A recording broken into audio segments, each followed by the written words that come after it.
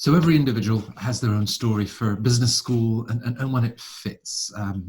Is it at the early stages of my career? Is there a right time to be applying to business school? And of course, for many applicants, they have built successful careers. And then this sense of wanting something more. And I'm delighted to welcome Jeremy Hemsworth. Jeremy is a Minnesota Carlton graduate, the MBA class of 2017. Jeremy, thank you very much for joining us. Absolutely, thank you. Now, of course, you'd done undergrad at Minnesota and come away with a perfect GPA and had built a very successful career at Allstream for about 9 years. So possibly could have skipped business school altogether. What was it that then sort of prompted you to say, maybe I should be going back and investing in myself? Absolutely. I think the biggest thing for me was the fact that I built my career, but I built it in a path in sales. And it was one in which I was successful, but it was one where, it wasn't to me as fulfilling anymore to continue down that path. And I really wanted to move. And I think of sales as being a very tactical role. I mean, you build these strategic relationships with customers, but at the end of the day, it's a one-on-one relationship where I wanted to be more strategic and I wanted to scale. And so I saw transitioning to marketing was the appropriate step for me. And the way to do that was getting an MBA. And that was kind of what pushed me towards business school. And here you are as a self-confessed tech junkie who, with a cup of morning coffee, kind of catches up on all of the latest tech news. And that seems to fit with the product marketing manager role that you now have at Microsoft. You'd actually done an internship at Microsoft during the 2 years of the Carlton MBA.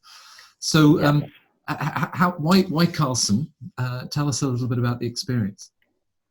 Yeah, there was a couple of things that really stood out to me. One being the enterprise program. I think back and I fondly remember, and in fact, I was starting a new project maybe 2 weeks ago, and I was thinking back to back at Carlton and how to frame a problem, how to look and structure any project, and it was one of those skills that I learned in the enterprise program when we're tasked with real business problems and being able to come out with a plan to execute against those and to get great information, get great analysis, and then make the right decision and move forward.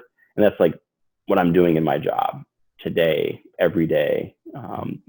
Looking at data, being able to find out what the correct sources are, navigating internal structures, pulling pieces together, and then executing. And those are things that Carlton at the enterprise program really just helped me to lay the foundation.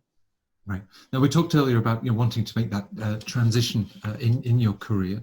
When you applied to the school, did you sort of say, coming out, I want to be working at a company like Microsoft with that marketing focus? Things have certainly turned out well. Yeah, actually, that was directly my intent. It was, very focused, and I wanted to move into either the tech space or the health tech or med tech. As you know, Minneapolis is a huge med tech location. And so those are the two spaces I was targeting. Actually, tech was more of it was my intent, but it was a little bit more distant just because of the locations, the centers of gravity for tech being in San Francisco, Seattle, New York. I didn't know if I'd be able to still have the same opportunities. However, what I found was that Carlton provided me those connections and those opportunities. And there's Carlton alums, tons of companies, all the big tech companies, Facebook, Microsoft, Google, you name it, there's a Carlton alum there. And so it was the perfect opportunity going through Carlton to be able to achieve what I was looking for. Right. I mean, you talk about alumni and the importance of that network to then, be able to connect with different companies. Are we too stuck on the idea of location, and that dictates, where the next steps of your career? There was plenty around the healthcare space in the Twin Cities and Minnesota, but plenty of opportunities on the West Coast too. Yeah, I think it is one thing where it's probably outmoded thinking. I mean, especially in like these times with, video conferencing, The world has changed, but more so even 5 years ago. I think there's an ease and there's a benefit to in-person conversations. It's relatively easy to get a coffee chat. That being, when you're local. That being said, when you have a person that you're wanting to meet with in San Francisco and in your Minneapolis, it's still possible. It just takes a more planful approach. When you have the opportunities to go out and there's tech treks where you go visit. You have those opportunities. It's being able to load up your calendar to meet with multiple people and leverage that time so you can have those coffee chats and still have that in-person connection. The same as you would if you're, cruising in and around in downtown Minneapolis, checking out the corporate offices there. Right. Finding that balance, because of course year one is intensive enough in terms of all of the courses that you're up with, but you've got to mind to the internship, which opened the doors at Microsoft for you. As you look back on that, how does the school help you to achieve that balance? And some people talk about the fear of missing out. There's so much going on. How do you make sure that you're getting the most out of your personal experience? Yeah, that's one definitely where first half, first term is tough. Like it is, I'm not gonna lie and sugarcoat it. It's one where you're having to balance competing priorities. You're doing tons in terms of academics. For me, it's stretching in ways. I had a liberal arts background, so going into heavier into quant was something I just had to flex on. And then there's the networking, there's the job investigation, the self-discovery, the resume prep, the interview prep, all those things, and not even just to mention just making friends and having fun at the same time, plus family. I mean, there's just a lot in the first term.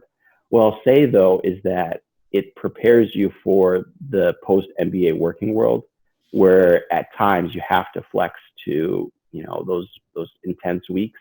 I'll say that in tech, it comes and it goes. Like when conference season comes, like it's really intense. And I look back on the time at Carlton in business school where balancing all those competing priorities. Now I'm able to make the right trade-offs to one, be there for my family, but at the same time, be able to fulfill my work commitments, my personal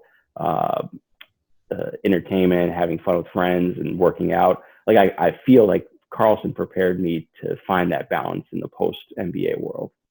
It's interesting because you talk about the intensity of the academic program in that first year.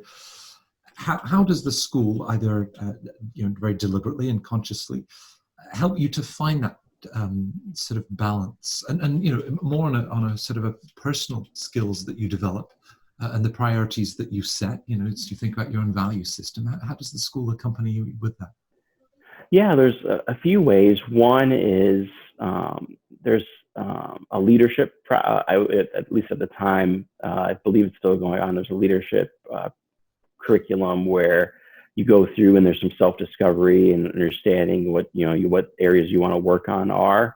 So there's a sense of that and being able to try to help prioritize. There's some good mentorship and really one of the things I think back on, and now that you mentioned, I probably should connect with, now that I mentioned, I should probably connect with some of my old professors, but there's a friendship that you build because, they're professors, but, oftentimes they're experts in their field. They've worked in industry. They have connections that, at the companies that you want to go work for. And it's not that it's just a natural discussion to have and natural relationships to build with professors, and they share what works, what doesn't work, and there's really kind of a mentorship that takes place. In addition to that, and just talking with alumni, the mentorship and the networking you do with alumni, like they're very easy to talk to, and they're very willing. And I think back now and the conversations I had recently with current students and recent students. And, I think the alumni know how to prioritize and what they went through, and they're able to share those experiences. How quickly does 2 years go by? Well, in school speak or kid speak, I have a 2-year-old, or he's about to turn 2, and the time flies. But in thinking back to school, it was just as fast. Like I would say, after like the first year was probably the longest time period of school. Like the second year, just it was a blink of an eye. After internship, the second year just flew by. The first year, I mean, really, it was the first term. That was a beast. But then after that, like yeah, I look back and I wish I would have taken a little, another trip, or, done another experience and fully taken advantage of, because those 2 years are special. So in that case, your biggest piece of advice for applicants, either in just the whole thought process of applying to business school, or even just making the most of this wonderful opportunity, you've invested in yourself, you're going back to school. What advice would you offer? Yeah, I think the biggest thing is finding that balance. It's 2 years that fly by incredibly fast, and you look back and the relationships you build, like you treasure those. And after business school, people kind of, people still get together. We still have happy hours, and it's a little bit more difficult because I'm on the West Coast, and so we do virtual happy hours or whatever they may be, or when I fly back to visit family. But those relationships are really, really special, because you're going through something that's intense, and it's a camaraderie that you build. And thinking back to that, I wish I would have been able to spend more time, on going on taking that trip, that personal trip with friends. Wish I went to that golfing outing, and found that balance at school. So I think finding the balance and making sure that you take advantage of the opportunity to build and forge those relationships. You're still going to learn. You're still going to get a job. Like that's not even a question. But having a little bit of fun along the way, I think, is a paramount point to remember. Right. No, we assume that 2 years, it's such a long passage of time, but the reality that it flies by. I guess the last 10-15 minutes we've been talking have gone pretty quickly too. So yeah.